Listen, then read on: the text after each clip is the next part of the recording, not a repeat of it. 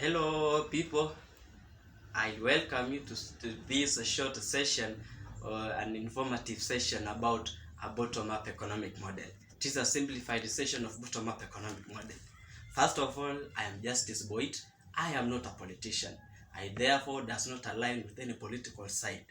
Remember, kura yangu ni siri yangu. Therefore, you are the ultimate decision maker on who you are going to vote for in the coming general election. I just want us to understand, to have the full understanding of bottom-up economic model.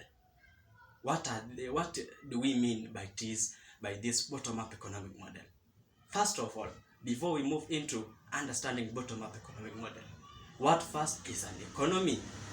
An economy, this is simply a system by which a government allocates its scarce economic resources to produce goods and services that are used to satisfy the needs of the citizens. That's an economy.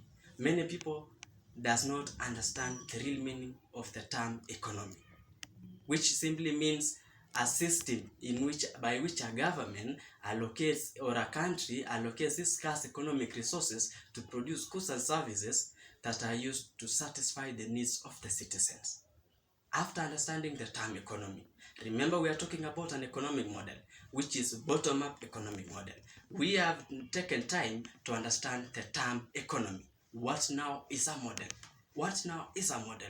Let us break down bottom-up economic model in order for you to understand it well, even in a layman's language. What now is a model?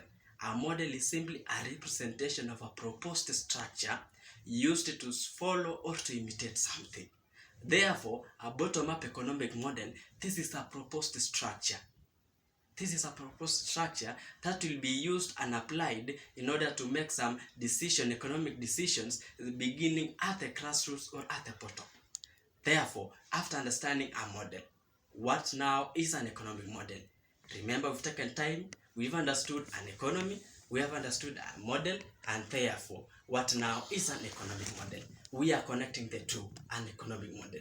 An economic model is a simplified representation of the reality at the ground that helps us understand how our country works. An economy, there is no gesture in economics. There is no guessing in economics. Why? Because it always deals with the reality at the ground. An economic model is the simplified representation of the reality at the ground that helps us understand how our country works, i.e., that is the interaction between the various economic agents. How does producers interact with consumers?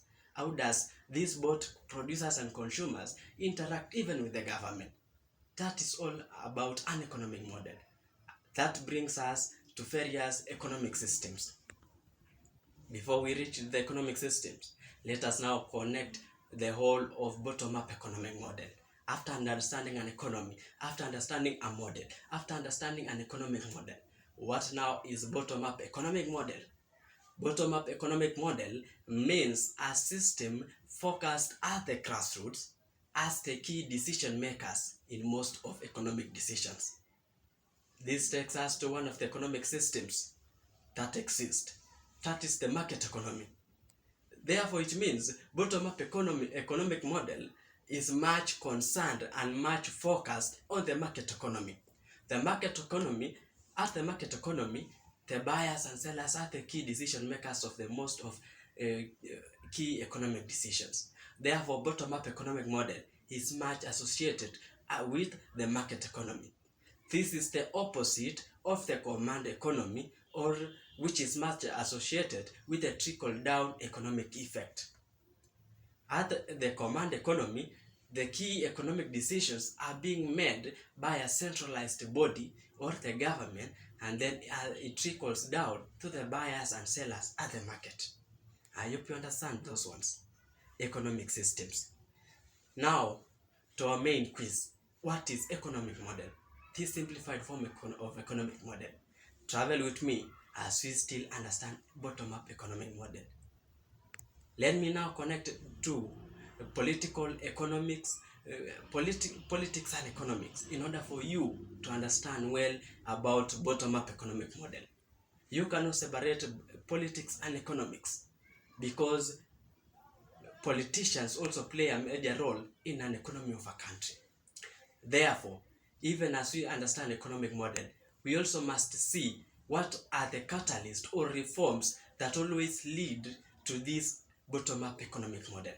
Let us first of all begin with the political reforms that lead to this bottom-up economic model. Number one, we have political activism. A country without political activism, a country without freedom of speech, a country that cannot allow its citizens to air out their issues freely can never experience bottom-up economic model. Number two, media freedom. Journalists being allowed or given the freedom to air out even corruption cases. I don't know if our country is in that position, but you are the one to determine if we are in such a state. Therefore, we are just going to give you bottom-up catalyst so that you can be able to draw your own conclusion and make your conclusion if bottom-up economic model is actually workable in our country. Number three, in some of the bottom-up catalysts, we also have independent judicial system. Do we have independent judiciary? Do we have independent prosecutors? Is justice being served even to the people at the bottom or at the grassroots? I don't know. You know. Number four, all those political catalysts or reforms shall lead to also economic reforms. Economic reforms in which ways? Number one, we shall be having equitable job and education opportunities, because justice is being served even at the ground, and justice is being served to those people at the bottom. Therefore, they are given the same chance, the same education chances, the same job opportunities, the same even tender offers being served equitably to all. Another one is conducive business environment. When we have an independent judicial system, then a business environment that is conducive for all the people is also created. When an issue arises, then justice can be served confidently without any form of interruption from any kind of or any form of government or any form of influence. We also have equitable education, free competitive markets. Free competitive markets. When we have political reforms, then it leads to free competition even in the markets. This is whereby the term cartels comes in.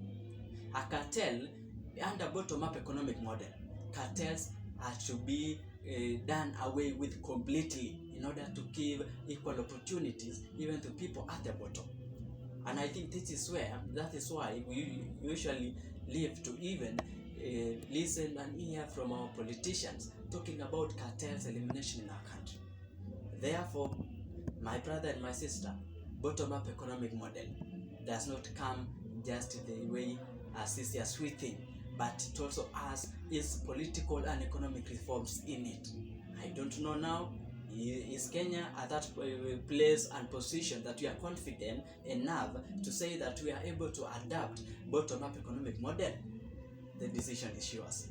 I hope that this session has been helpful and even educative to you. If you like this video, remember to like, subscribe and share. God bless you. Thank you.